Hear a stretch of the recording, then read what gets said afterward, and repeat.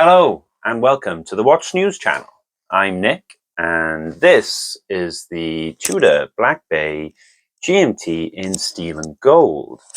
Today I'm going to be reviewing this watch and also I'm going to be doing a comparison to this watch, the San Martin GMT with the aluminium bezel.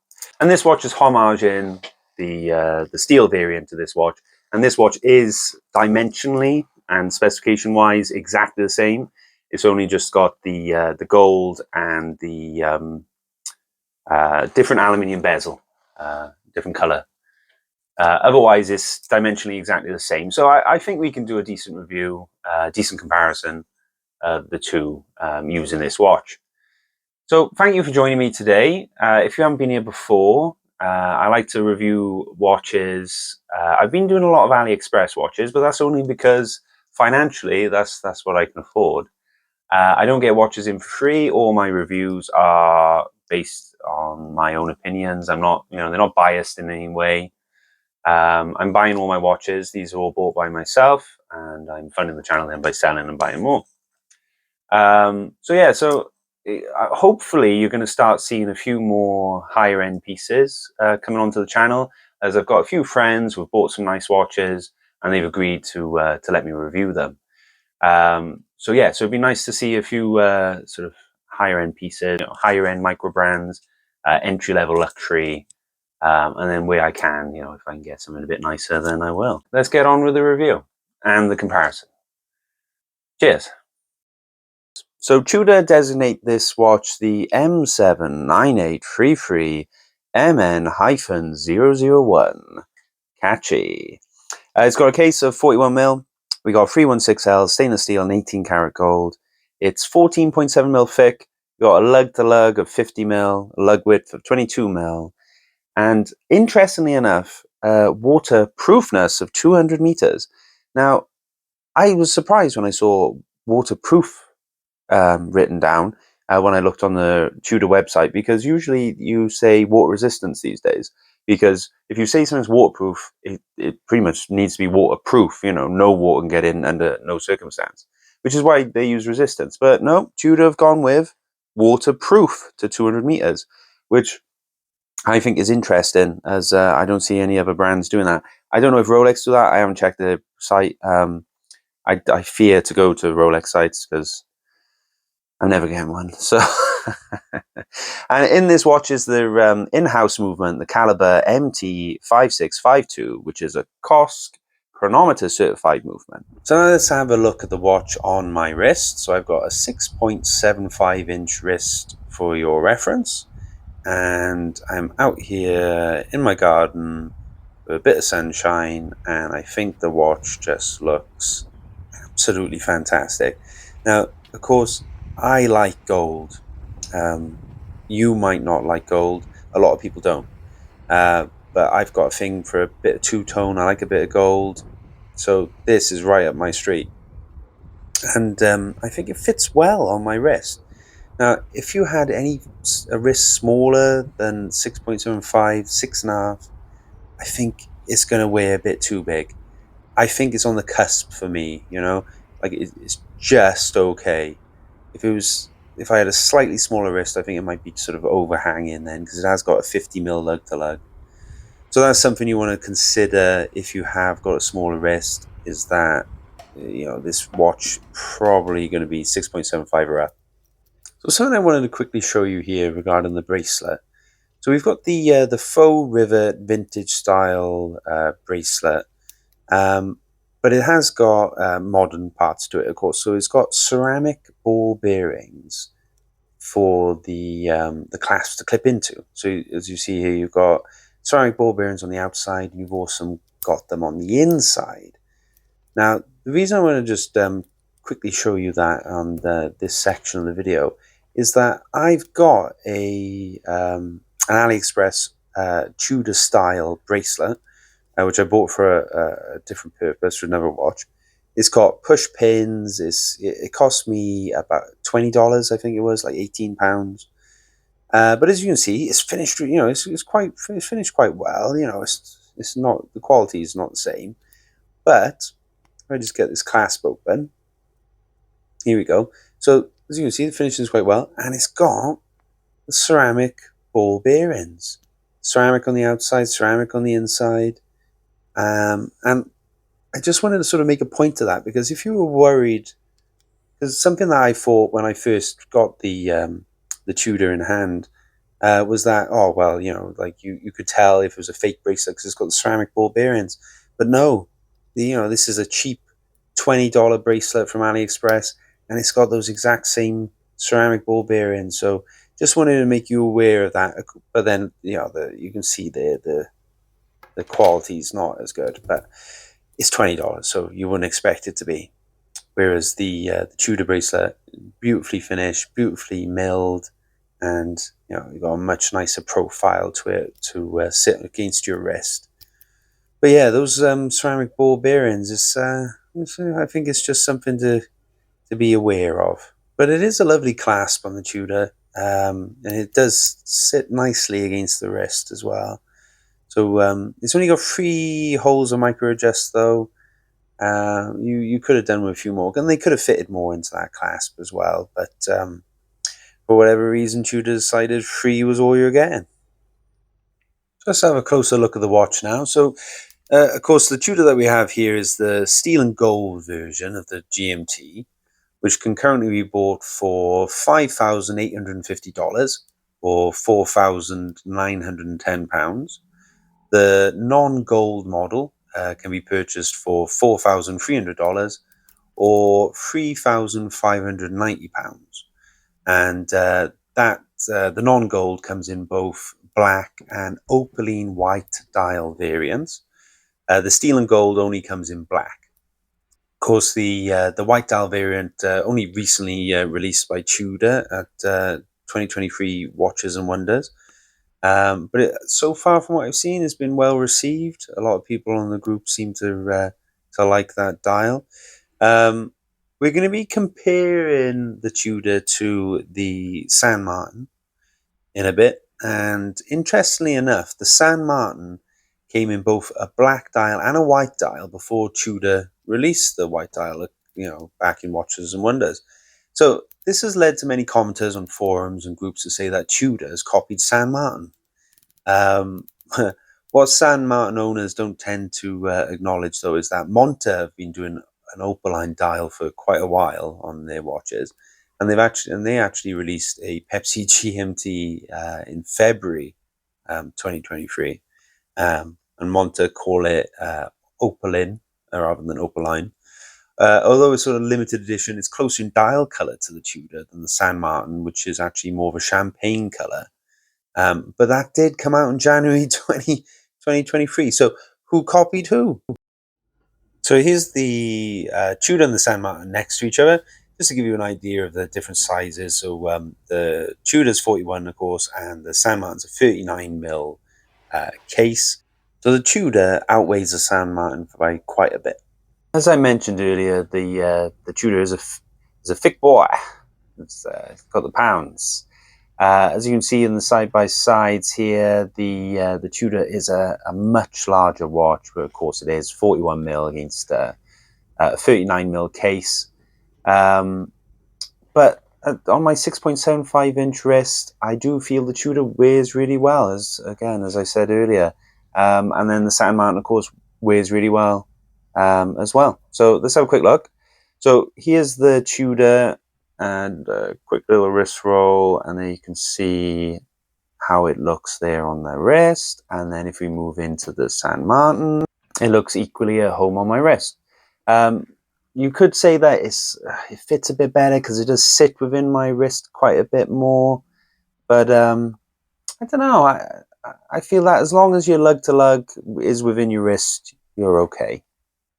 Okay, let's talk movements.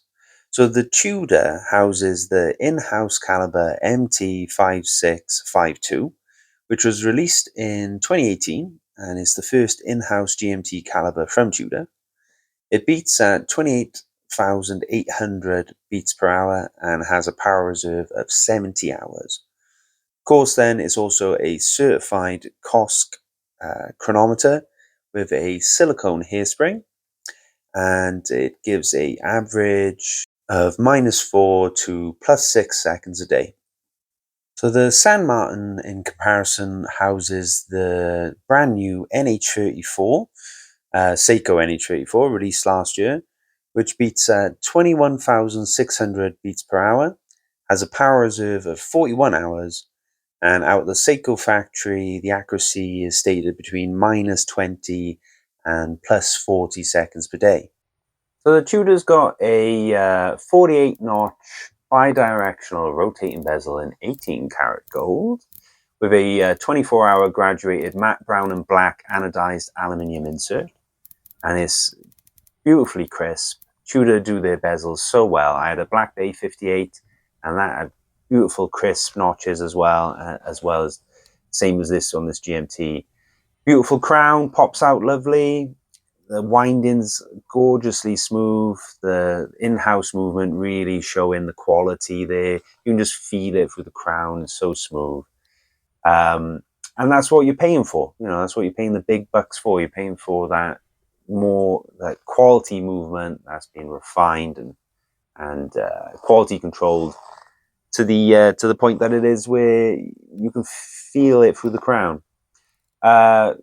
Independent hour hand, so you can set the time without affecting your time of your watch as the seconds hand keeps going. And then you got your GMT. It's a really nice movement. I really like this movement from Tudor. Of course, for some reason, it's made the watch oh so thick, but I'm guessing that's the only way they could have done it. Well, the only way they felt they could have done it. So in comparison then to the San Martin GMT, the San Martin GMT has got a 24-hour click bezel instead of the 48. It's also got an anodized aluminium bezel insert, of course, in the Pepsi colors, blue and red. It's a bit of a darker blue than on a regular Pepsi. I think it's trying to imitate the Tudor, because the Tudor's quite a bit darker as well. So it's almost like a navy coming into black almost. Of course, then inside is the NH34 movement, which is the new movement from Seiko, the GMT that you see now in all micro brands and AliExpress watches. As it's an affordable GMT. It's not a true GMT. I believe it's a traveler's GMT, as it's called, because it doesn't have the independent hour hand. You still have to move the hands around to set the time. But it's robust. It's running well. I've had no problems with it. Side-by-side comparison, apart from the obvious size difference, there are a few differences between these two watches. So the Tudor's got a dome dial compared to the San Martin's flat. The date cutout on the Tudor is stepped, where it's just a singular cutout on the San Martin. The Lume indexes the rounder indexes are bigger than on the Tudor. But a lot less refined. They're a lot nicer on the Tudor. The GMT hand is different. The Lume plot is within the hand on the San Martin, whereas at the very end on the Tudor. You got a polished case side on the Tudor, where it's brushed on the San Martin. The bezel font is exactly the same on both, so San Martin have lifted that straight off Tudor. But the bezel edge, so you got a nice fine coin edge on the Tudor, where the teeth are a lot larger on the San Martin. Interesting enough, though, on the new Black Bay that was released in Watches and Wonders, the edge of the bezel is actually more closer to the San Martin now, with that larger teeth. So they've gone away from that fine coin on the newer one. So I'm not doing a strap show today because I didn't want to take the bracelet on, put different straps on constantly, because I didn't want to scratch up the lugs, because it's not my watch. So just one strap change onto this strap from Collected Man, which is a very nice Bologna strap, and I think it suits the watch really well, with those golden tones within the strap, and then of course the gold in the watch. All right, so leading into Lume comparison now. So we've got the San Martin with BGW9, and we've got the Tudor with its Swiss C3. Both have well applied lume. Initially glows very brightly, and initially is very comparable as well. Meaning we'll have to take this comparison with a little pinch of salt, in that the Pepsi bezel Tudor would probably perform better than the steel and gold. But as you can see, as you speed up the time, we're recording this over 10 minutes, which is about 5 to 6 hours visual time, I think, from my phone camera. And yeah, we've got good glow. It lasts a long time. It's definitely going to last all night. I'd say the San Martin just pips the Tudor in this sort of comparison here. But again, the actual sort of white Lume Tudor would probably perform better. So I'm not going to give it to one or the other. So how do these watches hold up in real life situations? That's what I thought. I thought let's have a look. So here's the Tudor. We're having a wash of the hands, and it survived the wash of the hands. Well done, Tudor. San Martin, is it going to hold up just as well? Oh, yep, it's still ticking. And now on to something that I quite enjoy doing, which is pouring myself a drink. And we've got a nice rum here to go, I thought, with goes well with this style of watch. Oh yeah, we've got a good pour. The watch hasn't exploded. No, it hasn't bounced off the counter. Okay, we're good. Now with the San Martin, I thought we'd go for something a little different. So we've got Howler Head, which is the official UFC drink of choice, did you know? Which is a banana-infused bourbon. And if you haven't tried it, I suggest you do, because it's actually really nice. Are you getting Tudor's level of quality from San Martin? No, of course you're not. The Tudor's leagues ahead, and it should be. You know, it's an in-house movement. It's a sister brand to Rolex. You'd expect it to be a bit better than a homage watch from a Chinese micro brand / AliExpress brand. But like with most higher end watches, it's the little details that really give you that sense of luxury, and that it's a better made product. The dial having that depth that the San Martin doesn't, the fine finishing of the coin edge bezel. But price to quality ratio is a really interesting question in this scenario, as the San Martin is a great watch. It's well made, solid, it does the job. So is the Tudor $4,000 better than the San Martin? Yeah, I personally say it is, because with the Tudor, you're not just buying a watch, you're buying a Tudor. You're buying into the Tudor born today ethos. You're buying heritage. You're buying peace of mind that in 30 years, Tudor will likely still be around and be able to service and provide parts for your watch. Whereas with the San Martin, you're buying a well-made watch, but that's pretty much it. Luxury is a personal thing, of course, and it means different things to different people.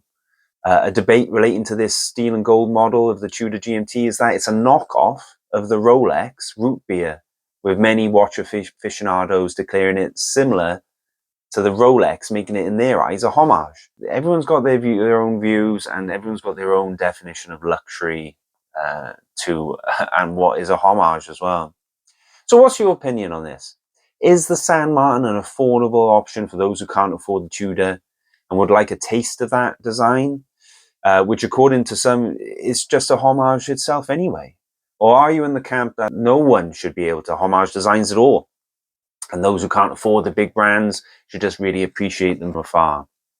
There we go. That's the two watches there, the Tudor Black Bay and the San Martin GMT.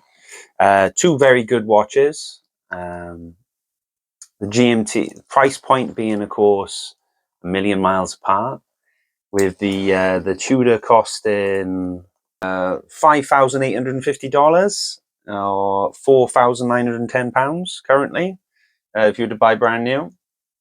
And that's for the steel and gold version. For the non-steel and gold, for the Pepsi but bezel, it's $4,300, £3,590. And of course, then there's the new variant with the opaline dial variant as well for the Pepsi. The San Martin, of course, has got the 2 dial variants and some extra dial variants now. They do a yellow and they also do a blue. I gotta say, the blue is really nice. I think that's on the Explorer, actually. Did they do the blue in the Pepsi as well? I don't know. They've been doing a few different variant dials anyway. It's worth checking out. There are affiliate links for the San Martin in the description of this video. if you can use that link, it does help me out. Helps me get a little bit of commission from AliExpress, and then helps me be able to buy further watches to review. So overall, my opinion about these two watches is that for the price, the San Martin is an excellent buy, and the Tudor for the price, again, I really like it. You know, I think it's a really nice watch. It's so well finished. It wears really well. It's big. I wouldn't wear this size of watch usually, but I don't know. It's something about it. It just wears really well, and I like a bit of gold. I do wonder if that's. Oh no, I'm wobbling the camera. I do wonder if that's affecting my decision a bit. Is that I do like a bit of gold, so I would have liked to have got the Pepsi version, but. In the end, though, Tudor are making an in-house movement. You know, they've got the caliber MT5652 in this watch, which is an in-house movement. And for a company to make an in-house movement, of course, it takes time, it takes effort. There's a lot of resource that has to go into it. Granted, you know, Tudor is a sister company of Rolex, so a lot of that time and money spent on creating a movement. It's probably already in place in a way, because Tudor were buying their movements in, weren't they? They still do for some of the watches.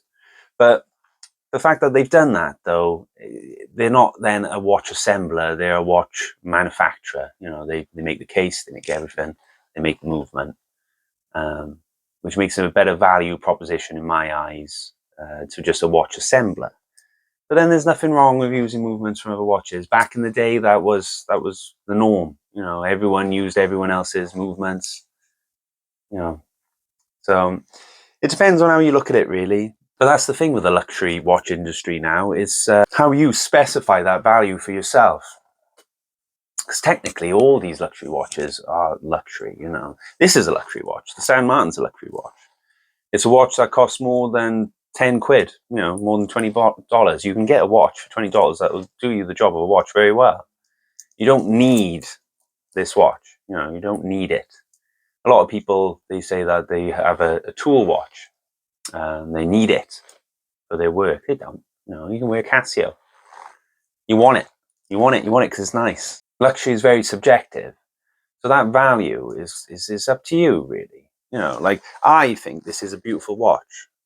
You know, and for the price, for the buy it now, you know, to pop down to the AD and buy one, I couldn't afford it. No way, not currently. But if I could afford it, would I buy one? Yeah, I think I would. I think I would. I really like it. And as a weekend watch, something away, you know, just to give that a bit of oomph. I really like it. And then, of course, the Pepsi version would be more of a daily, not so blingy. But it's up to you in the end. I'd love to know your thoughts on that, on you know, your view on luxury. You know, what is luxury really? Because one man's luxury is another man's, and that's the thing as well. One man's luxury is another man's beta. So I see many people in the groups when they're like, "Oh, you know, look at my Rolex, my Oyster Perpetual. It's my daily beta." You know, because they've got a FP Jaune, you know, back in the house, or in the safe, I should say. You know, or some other Cartiers, or some other, you know, gorgeous watches. So to them, the Rolex is a cheap beta, whereas to me, the pinnacle. So, you know, it's very subjective. But anyway, guys, thank you for joining this video. I have rambled again a bit. I do apologize, but that is kind of my style. I am a bit of a rambler. If you have liked this video and you would like to see more from me, please like and subscribe. It is really appreciated. And like I said, drop some comments in there. Let me know what you think. And I'll try and reply to any comments where, you know, there's any questions, definitely. So thanks again for joining me, and hopefully I'll see you next time. Cheers.